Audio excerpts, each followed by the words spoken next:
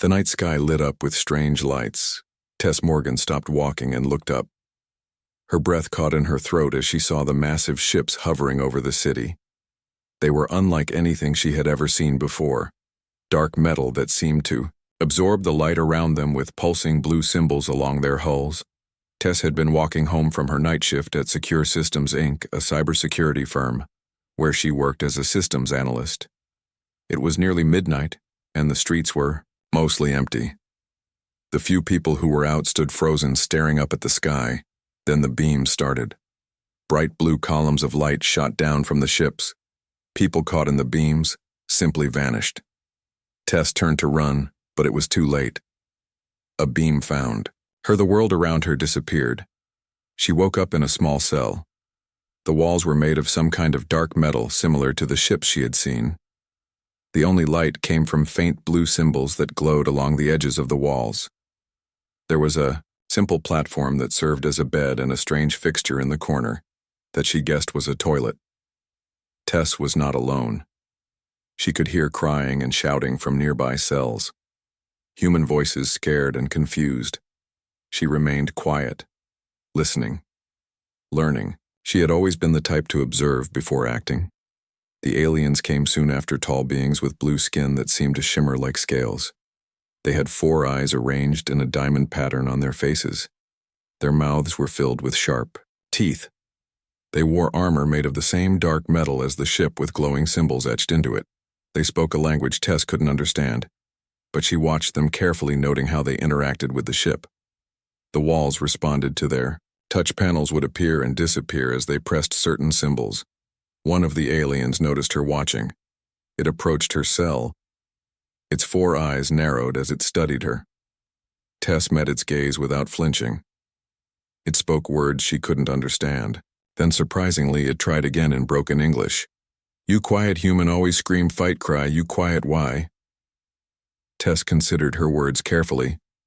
"Screaming won't help me understand what's happening." The alien seemed surprised. It tilted its head, studying her more closely. "You smart human. Maybe useful." It walked away without saying more. Tess sat back on her platform bed and thought. This was her first useful piece of information.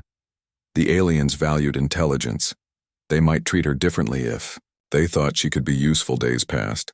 Tess lost track of exactly how many the aliens brought food and water twice a day. The food was a bland paste that tasted vaguely like oatmeal. The water was clear and clean. Other humans were taken from their cells. Some returned looking tired and frightened. Others never came back. Tess used her time to study the cell and the symbols on the walls. She noticed patterns in the glowing marks. When certain aliens approached, certain symbols would glow brighter. She began to suspect these were some kind of identification or rank indicators. She also noticed the aliens always pressed the symbols in specific sequences to open doors or activate systems. On what she guessed was her 10th day of captivity, Tess was taken from her cell. 2 of the blue-skinned guards guided her through long corridors. They didn't speak to her and she didn't ask questions. She simply observed, memorizing the path they took, noting the different sections of the ship. They brought her to a large room filled with strange equipment. Several aliens worked at what looked like control panels. Their 4 eyes focused on floating displays of symbols and images. A female alien approached her. Tess could tell it was female by the slightly more slender build and the different patterns on her armor. Human-y Commander Vextra. "You brought here for test," the alien said in that same broken English. "What kind of test?" Tess asked. "Test brain test skills. We see if you useful." They sat her in front of a panel similar to the ones the other aliens were using. A display appeared in front of her filled with symbols she didn't recognize. Solve pattern. Find next symbol. Vextra instructed. Tess looked at the display. It showed a sequence of alien symbols. She couldn't read them, but she could see they formed a pattern. The shapes changed in subtle ways from one to the next. Following the logic, she pressed what she thought should be the next symbol in the sequence. The display flashed. Blue. Vextra made a sound that might have been approval. More test. Now harder. For hours they tested her mathematical patterns, visual puzzles, memory challenges. Tess did her best on each one. She had always been good at patterns and puzzles. It was part of what made her effective at cybersecurity. As the tests progressed, she began to notice something strange. The symbols on the display seemed almost familiar, as if she had seen them before somewhere. A few times she knew the answer before she'd even had time to think about it. It was like a part of her recognized these alien patterns. Vextra and the other aliens spoke among themselves in their language. Tess caught them looking at her with their 4 eyes filled with what seemed like confusion or surprise. Finally, Vextra approached her again. "You done many tests, good results, better than expect. Human brains usually not work this way. Is that good?" Tess asked. "Maybe good, maybe bad. Need more test?" But later now back to cell. The guards took her back to her cell. Tess sat on her bed thinking about the tests. Why had some of those alien symbols seemed familiar to her? She had never seen anything like them before the invasion, and yet some part of her mind had recognized them. 3 weeks passed. Tess was taken for testing several more times. Each time the puzzles got harder, and each time that strange sense of familiarity grew stronger. The aliens began to treat her differently. The guards assigned to her were more respectful. They brought her better food. They allowed her to shower more often. She learned more of their language too, picking up words and phrases. She learned they called themselves the Zarkal, that they came from a system with 3 suns, that they had been traveling the stars for thousands of years, and then came the day of the accident. The ship shuddered violently, throwing Tess from her bed. The lights went out. Even the glowing symbols faded. She heard crashes and screams, both human and alien. Something had gone very wrong. In the darkness, Tess noticed something.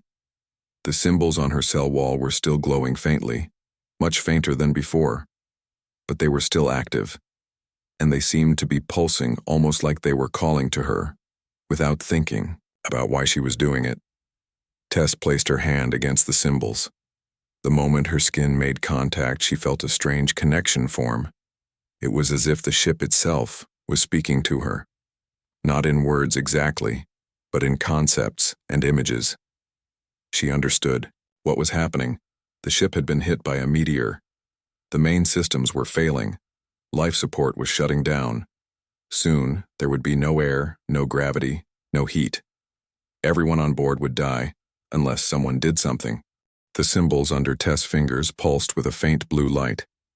She could feel the ship now like it was an extension of her own body. She could sense the damaged systems, the failing life support, the fluctuating gravity generators, without knowing how she knew what to do.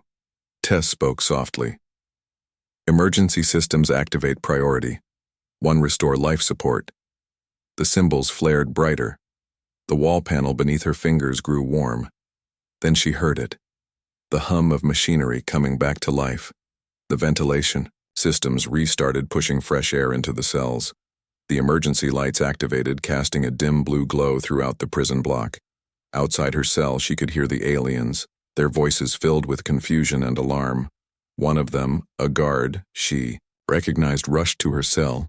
His 4 eyes widened when he saw her with her hand on the glowing panel. "What you do, human?" he demanded. "How ship listened to you?" Tess didn't know how to answer. She didn't understand it herself. "The ship was dying. I told it to fix itself." The guard hissed something in his own language. Then he pressed a symbol on his wrist armor and spoke rapidly.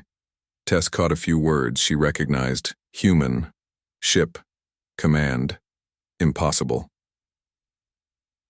More aliens arrived, led by Commander Vextra. Her scales seemed darker in the emergency lighting. Her 4 eyes narrowed as she studied Tess. "Ship only obeys Zarkel royal blood." Vextra said, "You speak ship, tell me how." "I don't know." Tess replied honestly. "I touched the panel and I could feel the ship. I knew it was damaged. I told it to fix itself." Vextra turned to the other aliens, speaking rapidly in their language.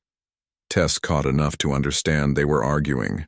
Some wanted to kill her immediately, thinking she was a threat. Others, including Vextra, wanted to take her to someone called the High Commander. Another violent shudder ran through the ship. Alarms blared. The emergency lights flickered. More damage. One of the aliens reported, main power failing weapons systems, offline navigation failing. Vextra turned back to Tess. Ship dying. You say you help, you save ship, or we all die. Tess didn't need to think about it. She didn't want to die out here in space, and she didn't want anyone else to die either, not even her captors. Open my cell, let me help. Vextra hesitated, then pressed her hand against the cell controls. The door slid open. Tess stepped out, feeling strangely confident. Two guards raised their weapons, but Vextra waved them down. Take me to the main control room, Tess said. Bridge is far. Many systems failing. May not reach. Then take me to the nearest control panel, something connected to the main systems. Vextra nodded. She led Tess down the corridor. Other aliens moved aside, staring at the human. With mixtures of fear and curiosity, Tess could hear them whispering as she passed. They reached a small control room. Several aliens were working frantically at the panels, trying to restore systems. The room was filled with floating displays, showing damage throughout the ship. When Tess entered the room, the aliens stopped working. All four of their eyes turned to her. Vextra spoke sharply, and they moved aside. Tess approached the main control panel. As she got closer, the symbols began to glow brighter, responding to her presence. She placed both hands on the panel and closed her eyes. The connection was immediate and much stronger than before.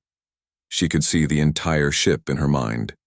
Every system, every corridor, every person on board. She could feel the damage like wounds in a living body. She knew exactly what needed to be done. Reroute power from weapon systems to life support. She commanded. Seal off damaged sections in the lower decks. Activate secondary navigation system. Engage emergency. Repair protocols. The ship responded instantly. The symbols under her hands glowed bright blue. Energy flowed through the ship following her commands. The lights came back on fully. The gravity stabilized. The alarms stopped. The aliens stared at her. In shock, one of them approached Vextra, speaking rapidly, pointing at displays that showed the ship's systems coming back online. Vextra turned to Tess. You fix ship. How this possible? Tess shook her head. I don't know, it just feels natural, like the ship knows me. This against all knowledge, only royal blood command ship. Vextra studied Tess closely. What planet you from? Earth. Earth. Vextra repeated the word thoughtfully. Not in our records, long ago expedition go missing. Royal expedition. Many ships lost, legends say they find new worlds. Another alien approached, speaking urgently. He pointed at a display showing a large chamber deep in the ship. What is it? Tess asked. Ship core. Vextra explained. Heart of ship, still damaged, need. Repair soon or ship die slower but still die. Take me there. Vextra led Tess through more corridors. They took an elevator down several levels. The deeper they went into the ship, the stronger. Tess felt her connection to it growing. It was like the ship was alive and recognized her. They reached a massive chamber. The ceiling rose at least 50 feet above them. In the center was a column of swirling blue energy contained within a transparent cylinder. Surrounding it were control panels and equipment. The blue energy was flickering and unstable. Ship core. Vextra said, power source for all systems. Several Zarkal engineers worked frantically at the panels. They looked up as Tess entered. One of them shouted something that sounded like an objection. Vextra silenced him with a gesture. Human commands ship, human will help. Tess approached the core. As she got closer, the swirling blue energy seemed to reach toward her, stretching toward the edge of its container. She placed her hands on the main control panel. The connection here was overwhelming. Images flooded her mind. Stars, galaxies, planets, histories of 1,000 worlds. The Zarkal Empire spreading across space. Their wars, their victories, their defeats. And something else. Something hidden deep in the ship's memory. She saw Earth, but not modern Earth. Earth from thousands of years ago. She saw Zarkal ships landing, human tribes watching in awe. She saw the aliens taking humans. She saw experiments, genetic manipulation. She saw humans being changed. Their DNA altered to match Zarkal royal patterns, and she understood. Your people came to Earth thousands of years ago, she said softly. You took humans. You changed them.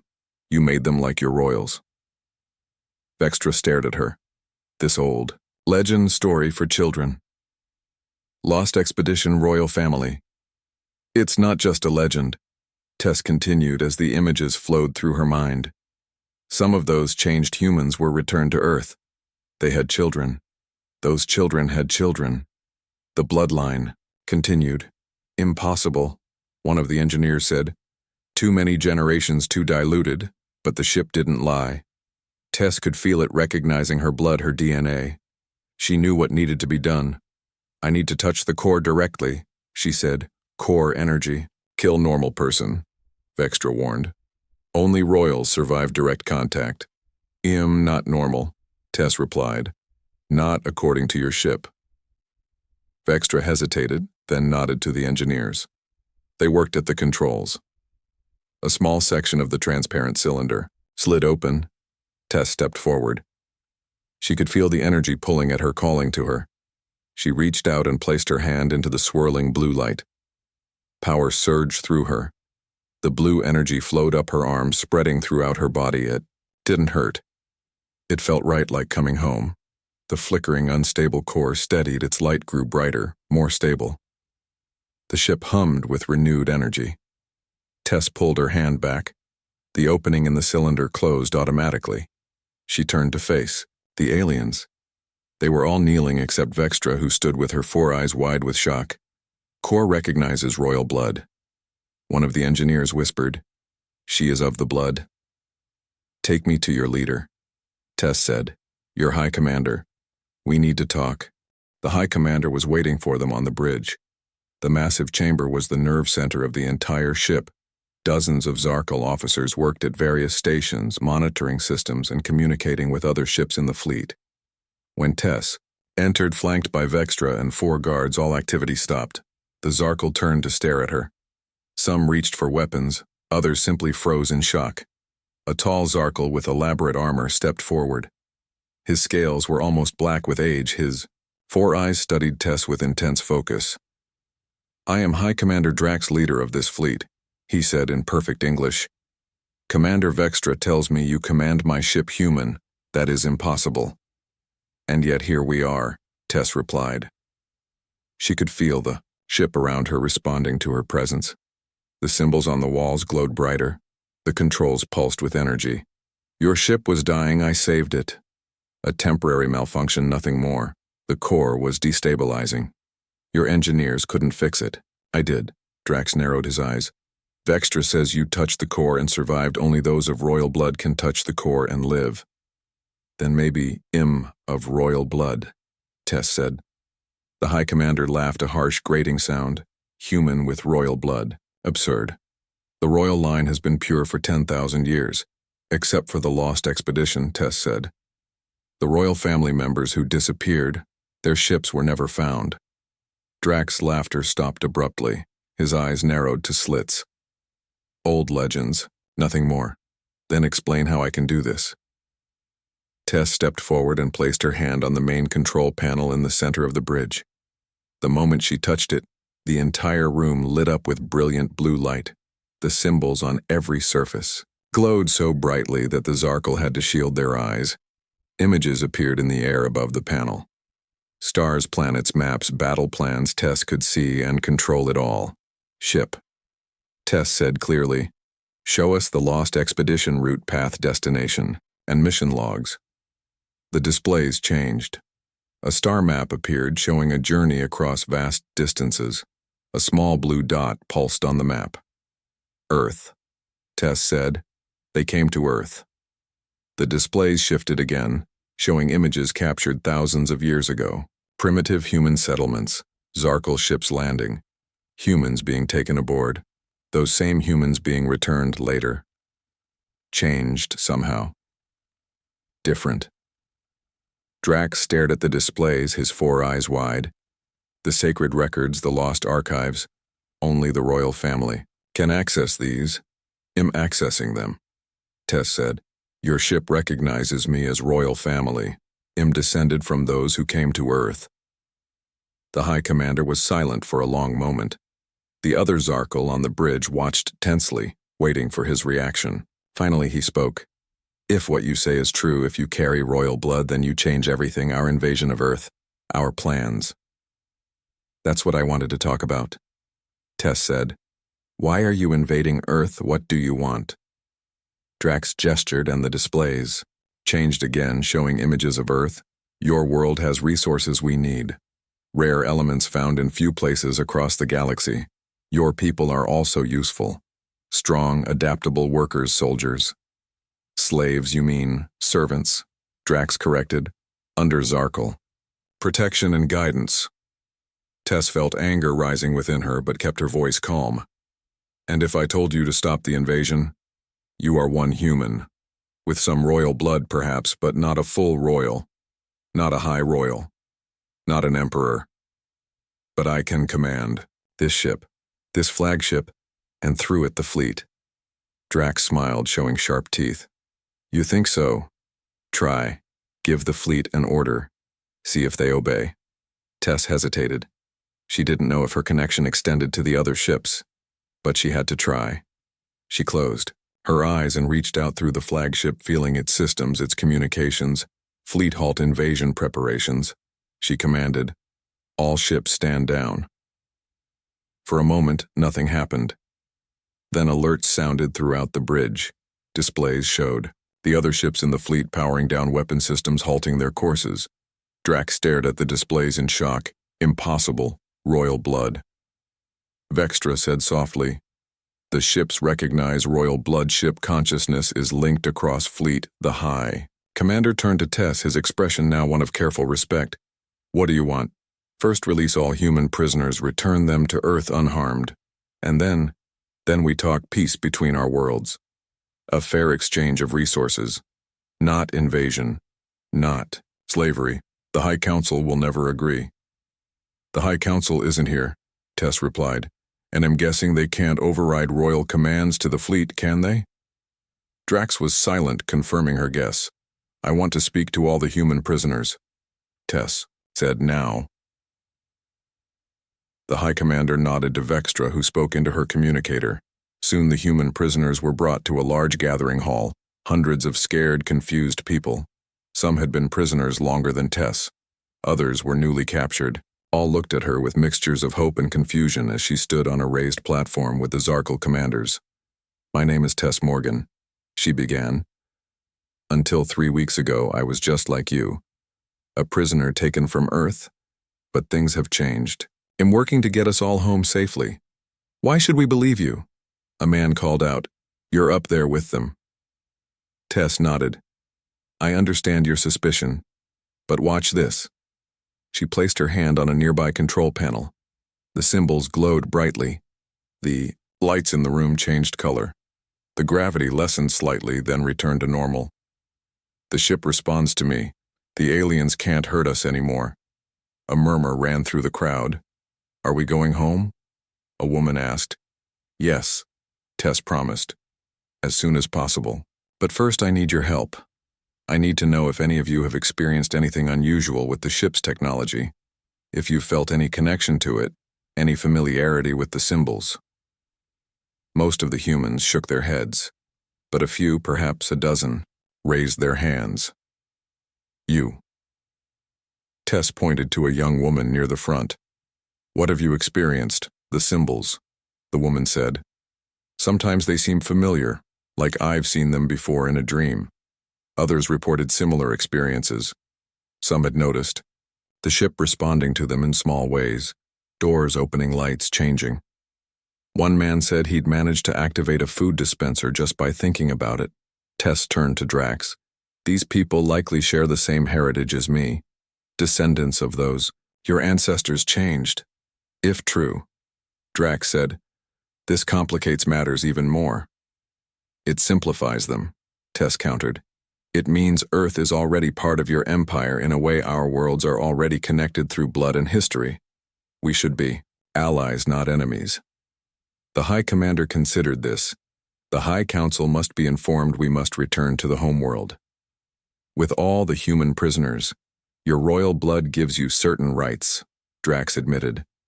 But taking all these humans to the homeworld is exactly what we're going to do. Tess finished for him. They come with us as guests, not prisoners. And once the High Council understands the situation, they'll be free to return to Earth. Drax studied her for a long moment. Then he nodded. Very well. But know this, if you truly carry royal blood, you will be claimed by the royal family. You will never return to Earth. Your place will be on the homeworld. Tess hadn't considered this possibility. She looked back at the gathered humans thinking, of Earth, of her small apartment, of her job, her friends. Could she leave it all behind to save Earth? Would she have to abandon it forever? First things first, she said. Set course for your homeworld and move the humans to proper guest quarters. No. More cells. Drax nodded to Vextra, who began issuing orders. The gathered humans watched in amazement as the Zarkal guards began escorting them not back to the prison block, but to comfortable quarters throughout the ship, later alone in a private chamber that had once belonged to a Zarkal officer. Tess stood by a viewport looking out at the stars. The ship had changed course. They were headed away from Earth toward the Zarkal homeworld. She placed her hand against the wall, feeling the ship's consciousness humming beneath her fingertips. Show me the Zarkal homeworld, she whispered. An image appeared before her. A massive planet with 3 suns, a world of soaring crystal cities and vast oceans, the seat of an empire that spanned 1,000 worlds. Was that to be her home now? The price of saving Earth she didn't know. But one thing was certain. Nothing would ever be the same again. The journey to the Zarkal homeworld would take 3 months.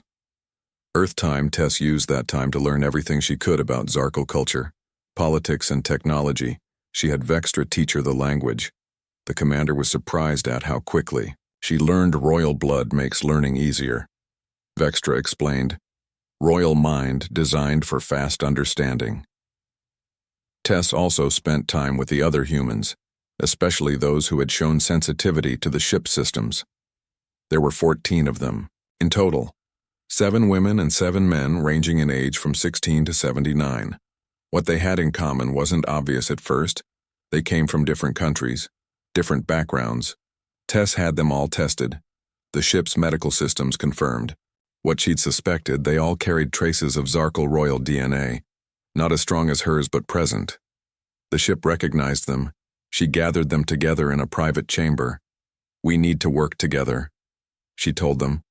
When we reach the Zarkal homeworld, the High Council will want proof of our heritage. They may try to separate us, use us against each other. What do they want from us? Asked Allison, a college student from Detroit. Our blood, our DNA. Tess explained. The royal bloodline is important. To them it gives authority. It connects to their technology. So we're what long cousins of their kings and queens? Asked Peter, an older man who had been a history teacher. Something like that. And that makes us valuable, but also potentially threatening to the current power structure. The group began training together, learning to use the ship systems. Tess was by far the strongest. Her connection to the ship the most powerful, but the others had gifts too. Sam, a former electrician, could sense power. Fluctuations before the ship's own systems detected them. Heather, a nurse, could operate the medical equipment with incredible precision. Each of them found their own connection to the technology. Meanwhile, the other human prisoners were being treated. While no longer kept in cells, they had comfortable quarters. The Zarkal even provided Earth-style food and entertainment, though both were strange approximations of the real thing. High Commander. Drax watched all this with careful attention. His initial hostility had given way to a cautious respect. He spent hours questioning Tess about Earth, about human society, about her life before the invasion. Your world is young, he told her. The Zarkal Empire is 50,000 years old.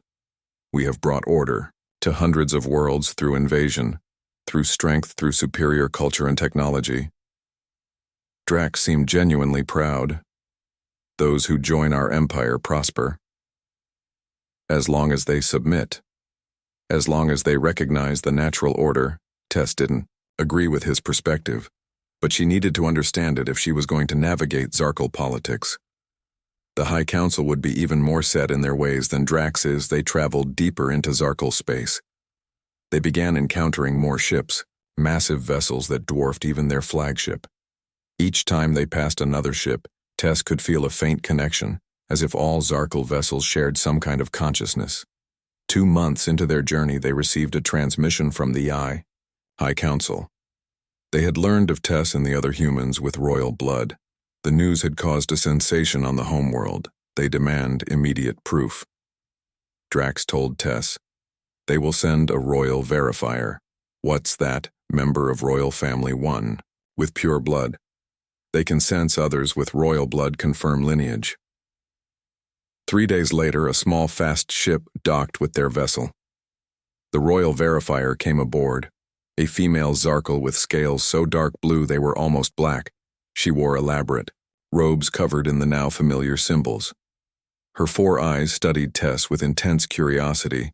"I am Sarthex of the 3rd Royal Line," she said in perfect English. "I have come to verify your claim." The verification process was simple but intimidating. Sarthex placed her hands on either side of Tess' face.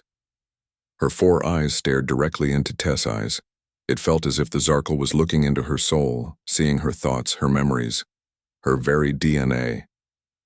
After several long minutes, Sarthex stepped back. Her expression was unreadable. "Bring the others."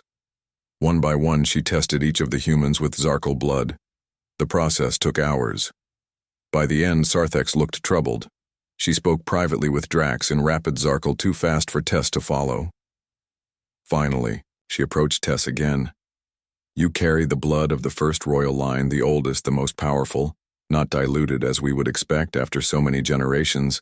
It is as strong in you as in any pure royal." "What does that mean?" "It means," Sarthex said, "that you are not merely of royal blood. You are a true royal, a high royal. Your claim to the throne is valid." Tess stared at her in shock. "Throne? I don't want a throne. I just want to save Earth. What you want may not matter. The 1st line has been boss. Extinct for 3,000 years, their return will shake the Empire to its core. The others, they carry royal blood, yes, but distant cousins, lesser lines. They are of interest, but not threats. Not like you." Tess didn't like the way Sarthex said threat. Before she could respond, alarms blared throughout the ship. "We've been targeted," Vextra reported, rushing into the chamber. "Imperial Guard vessels, 3 of them weapons locked on us." "On whose authority?" Drax demanded. High Counselor Malax Sarthex hissed a sound Tess had learned indicated anger or frustration. "Malak's fears change, fears anything that threatens his power." "Can they destroy this ship?" Tess asked. "Yes," Drax said. "Imperial Guard vessels carry planet killers." Tess closed her eyes. Reaching out to the ship, feeling its systems, she could sense the 3 vessels surrounding them. Their weapons powered their targeting systems locked. "Open communication with all vessels," she commanded. A display appeared showing 3 Zarkal commanders. Their scales were bright blue, their armor black and silver. They looked young, aggressive. "This is Tess Morgan of Earth," she began. "Your weapons are locked on this vessel." "Why?" "By order of High Counselor Malax," one of them replied. "The humans will be taken to separate secure facilities for further testing." "I carry the blood of the 1st Royal Line," Tess said, verified by Sarthex herself. "You fire on a royal vessel." The commanders looked uncertain. One of them spoke off-screen, consulting with someone. "High Counselor Malax does not recognize your claim," the commander said finally. "You will surrender or be destroyed." Tess felt anger rising within her. She placed both hands on the control panel. The ship responded instantly. She could feel its weapon systems, its defenses, its engines all waiting for her command. "No," she said simply. "We will not surrender, and you will not fire. You have no choice. I have every choice. Tess closed her eyes, focusing her connection to the ship pushing. It further reaching beyond, she felt something new, something vast. The other ships, the Imperial Guard vessels, they too carried the same core technology, the same consciousness. She reached out to them. Her mind connected with their systems. She could feel their weapons, their engines, their life support, everything. Power down your weapons, she commanded. To everyone's shock, the displays showed the Imperial Guard vessels powering down their weapons. The commanders looked confused, shouting orders that their crews seemed unable to follow. How? One of them demanded. What are you doing? The ships know me, Tess said. They recognize my blood, my authority. They obey me, not you, not even Malax. The commanders stared at her in shock. Sarthex stepped forward into view of the communication display. You see it now. The truth of her claim. No one but a high royal of the first line could command Imperial vessels against their captain's orders. The High Council must be informed. The lead commander nodded. Slowly, we will escort you to the homeworld. There will be no further interference. The communication ended. Tess released her connection to the ships, feeling suddenly exhausted. She swayed on her feet. Vextra stepped forward to steady her. You controlled 3 ships at once, the commander said with awe in her voice. Not even the current emperor can do that. I don't want to be royal. Tess said, I don't want to control ships or rule anything, I just want to protect Earth. The two may be inseparable. Now, Sarthex said, your power, your bloodline, it changes everything. The rest of the journey passed without incident. The 3 Imperial Guard vessels escorted them, keeping a respectful distance. Tess spent the time preparing the other humans for what was to come. The homeworld would be alien in every sense. Political intrigue would be dangerous, especially for her. Finally, they arrived. The Zarkal homeworld was even more impressive in person. 3 suns gave the planet perpetual daylight. The crystal cities gleamed in the multicolored light. The oceans were a deep purple. The plant life was blue and silver. The flagship entered orbit. A delegation from the High Council was waiting at the main spaceport. Tess gathered with Drax Vextra and Sarthex preparing to disembark. The other humans with royal blood would follow. The remaining human prisoners would stay on the ship, for now under guard, but comfortable, remember. Sarthex advised, show no weakness. The Council respects only strength. If you hesitate, they will destroy you. Don't worry, Tess said. I may not want a throne, but I'm not going to let them push me around, and I definitely won't let them hurt Earth. The landing craft descended through the atmosphere Tess watched through. The viewport as the alien world grew closer. This was it. The moment that would decide not only her fate but the fate of Earth itself. She straightened her back and lifted her chin. The ship hummed around her, responding to her emotions, strengthening. Her resolve, she may not have been born to rule, but she had been born with the blood of rulers, and now she would use that power to save her world, no matter the cost. The High Council chamber was massive. A circular room with a domed ceiling that seemed to be made of living crystal. It shifted and changed colors, reflecting the mood of those within. Currently it glowed, a tense red-orange. 7 High Councilors sat. On elevated thrones around them stood dozens of lesser officials, guards and scribes. All stared as Tess entered, flanked by Sarthex and Drax. The other humans with royal blood followed behind them, High Councilors. Sarthex announced, I present Tess, Morgan of Earth, verified carrier of first-line royal blood. The central figure, an elderly Zarkal with scales so dark they were almost black, leaned forward. His elaborate headdress marked him as the head counselor. Approach human, he commanded. Tess walked forward, feeling every eye on her. She kept her back straight, her head high, as Sarthex had advised. She stopped at the center of the chamber, standing on a circular platform that glowed in response to her presence. I am Carex, head of the High Council, voice of the Emperor. The elderly Zarkal said, You claim royal blood. First-line blood. This is impossible. The first line died out 3,000 years ago, and yet here I stand. Tess replied, verified by your own royal verifier.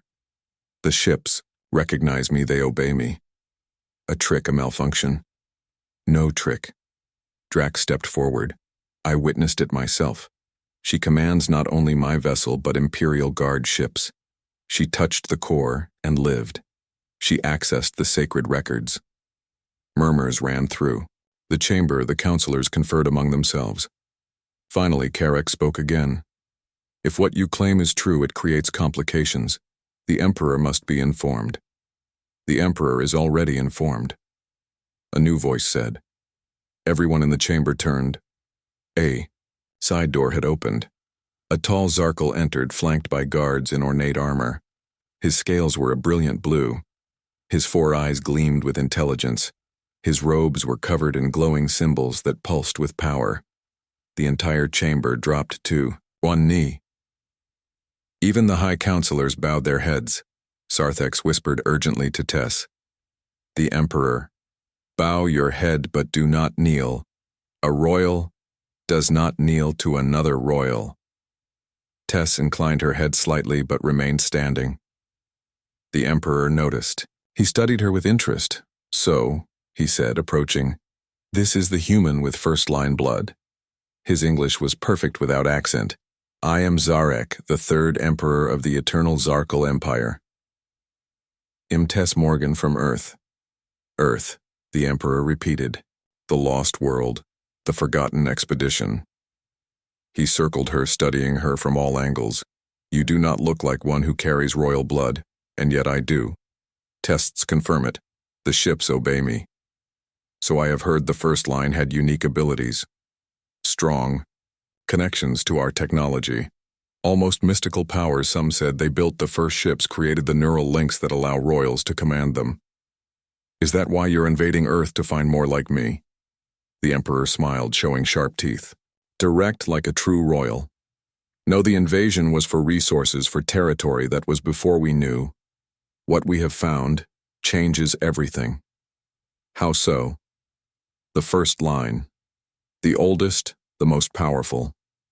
Their return, even diluted through human blood, has implications. 1. Of the counselors stood my Emperor. Caution. This human claims too much. Her very existence threatens the established order. Silence. Malix.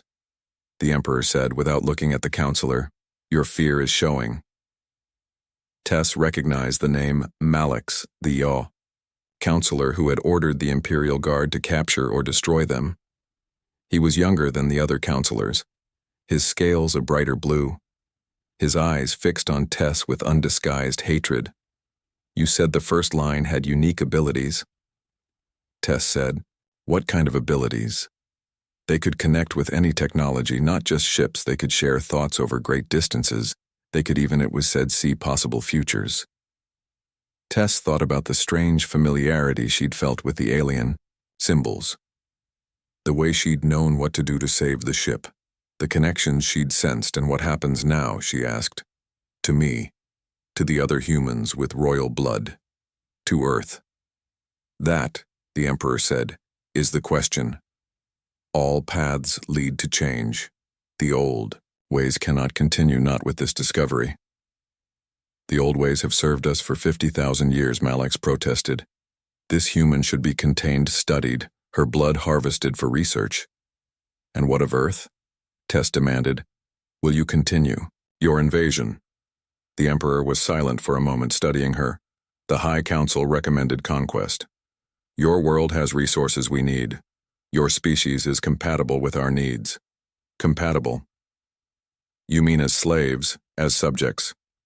As all are subjects to the Empire. Earth will not submit. Earth has no choice. Your weapons, your technology, they are nothing compared to ours. One ship could sterilize your world. Tess felt anger rising within her. The crystal dome above shifted to a deep, angry red. Could feel the technology around her responding to her emotions. The floor beneath her feet pulsed with energy.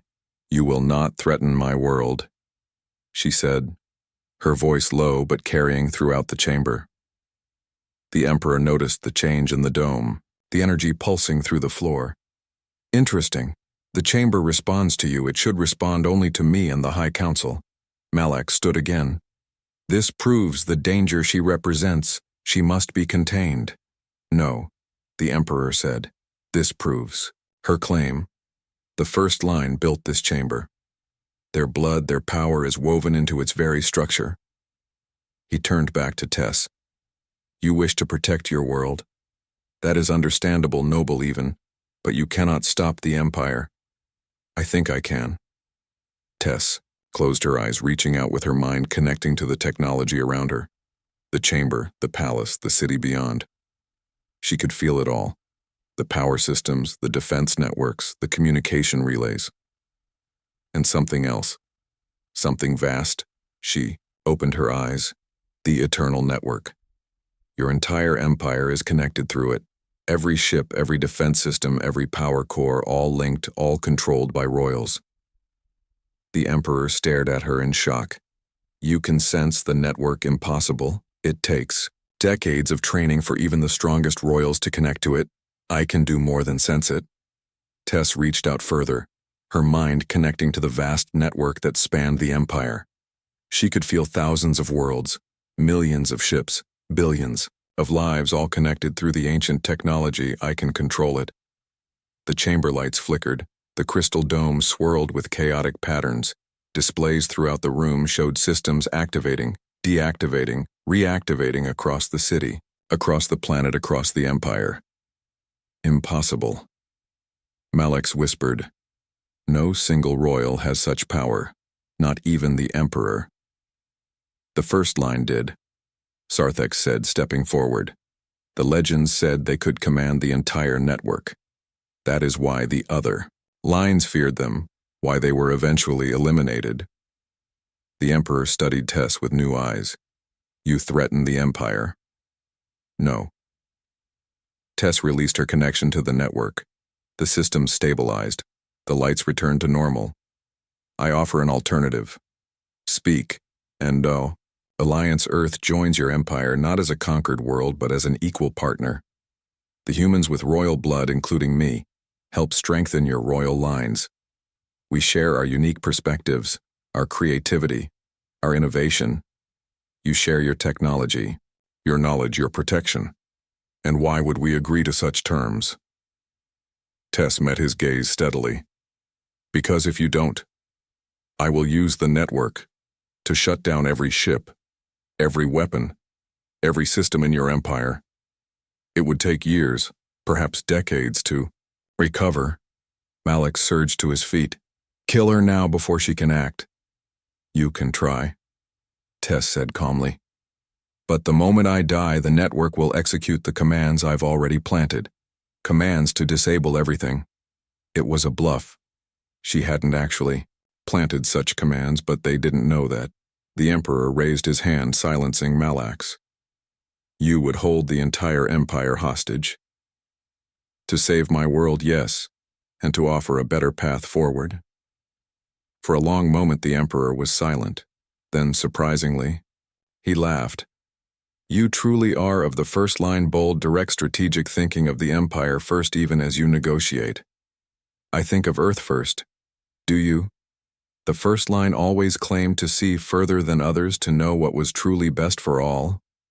He studied her. Perhaps they were right. He turned to the High Council. This human offers an alliance, not conquest, an exchange of strength, knowledge, blood. He looked back at Tess. It is not our way, but perhaps it should be. After 50,000 years, perhaps it is time for change.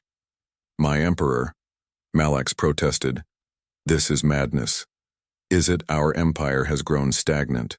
Conquest after conquest, but no true growth. No innovation. The royal lines grow weaker each generation.